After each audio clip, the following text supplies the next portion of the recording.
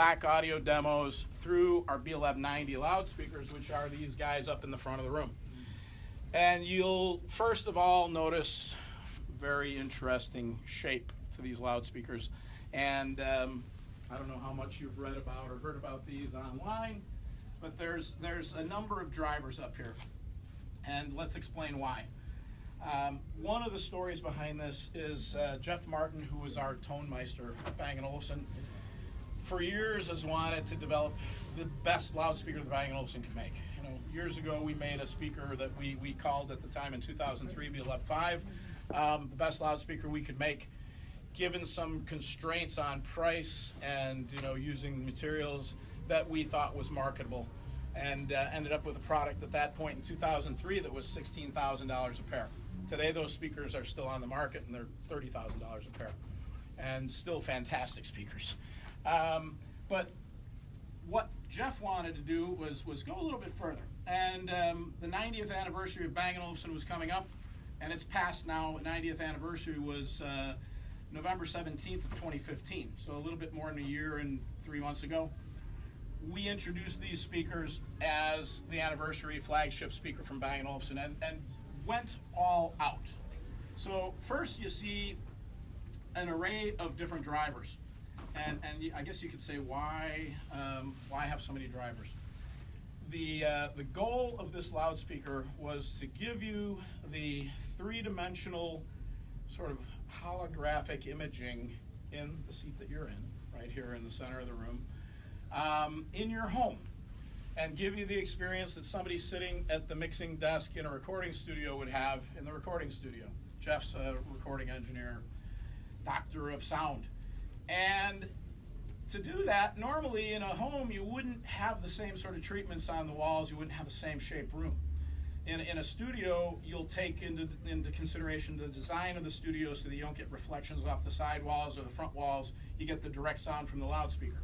In your home, and in this room, we have walls. Now, some of these walls are covered by drapes, but in your home, you've got the sound bouncing off the walls, the floor, the ceiling, and interacting with all those things before it maybe gets to your ear or in conjunction with what comes to your ear, and all of those things can disturb the stereo image. So what we started working with was beam width control, and beam width control in conjunction with active room compensation. And what we did here last night was come in with a microphone and place it in 3 different positions where your chair is there, and take some measurements to measure the response of the room, connected to this speaker here, and then this speaker creates a compensation algorithm that takes care of the reflections in the room. So what we can do is play the speaker with some different demonstration material, and we have 3 different modes that we're going to use with this beam width control in mind. There's a narrow mode, a wide mode, and an omni, what we call an omnidirectional mode. The narrow mode is really the audiophile position. Now I just hit something as I slid that remote in my pocket, so you see the lights. Oh, that was the volume button. That's why the lights are lighting up like that. What we do is, if we want to play, and Jeff would always say, this is for one chair, no friends. You're by yourself, you want to play music and just enjoy it. Now think about every audiophile speaker you've ever heard of, the ones that are $100,000 and plus, and how easy are they to place in your home, and how many days does it take to set them up. And lots of people will have a dedicated listening room for themselves for that type of speaker. They're really set up for one position in the room, and that's the way this is in narrow mode. But we know our customers have friends and family who might want to enjoy it with them too, so we put some more chairs in the room, and in this case they're all kind of spread out a little bit. But maybe in your home you have a sofa and another love seat or something. We can have that experience for you when you want to just listen to music in narrow mode.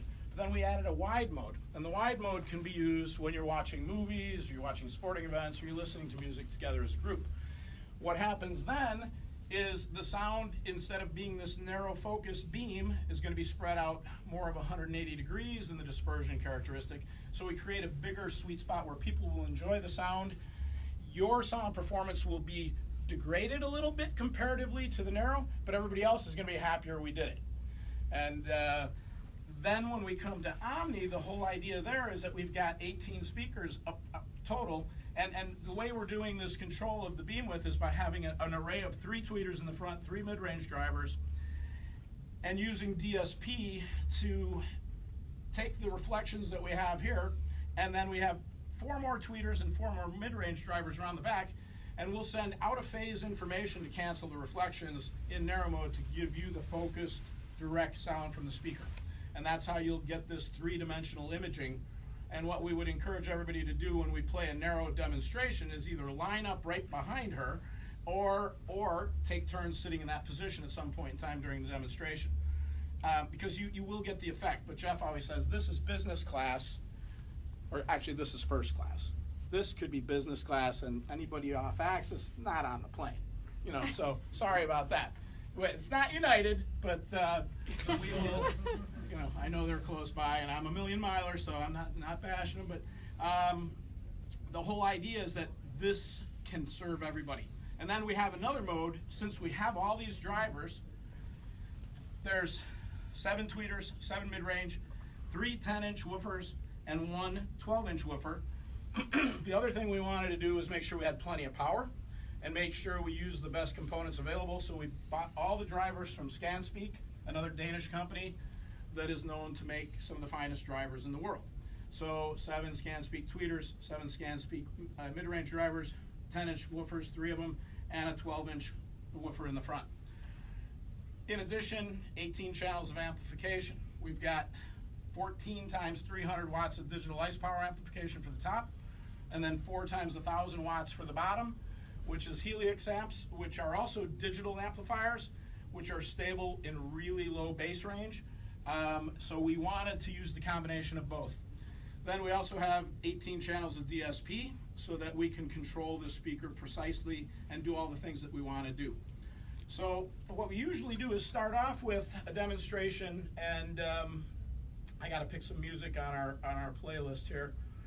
And I'll start with something that is probably the same thing. If Jeff was here, he would start with this same track here called No Sanctuary Here. This is the one he likes to start with. And what I would like to also do is start with it not in narrow mode, but start with it in wide mode. So I got to make sure that I'm in that mode first.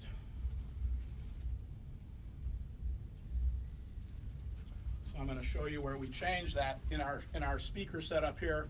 Number 3 is wide mode, so we're going to put the speakers into wide mode. Now, when I did that, you might have noticed this ring on top just changed. This is 72 LEDs in a ring here that indicate, so you can kind of have a visual confirmation of the changes you just made. When it goes to narrow, you'll see it narrow down. When it goes to wide, it's 180 degrees. When I go to Omni, it'll light up all the way around. So back into the menu here, and I'm going to go back to the track that I said we would play, which is the No Sanctuary Here. Oop, one step too far. Let's back up a little bit. And we'll play this one and let you hear that for a little bit. And then I'll switch.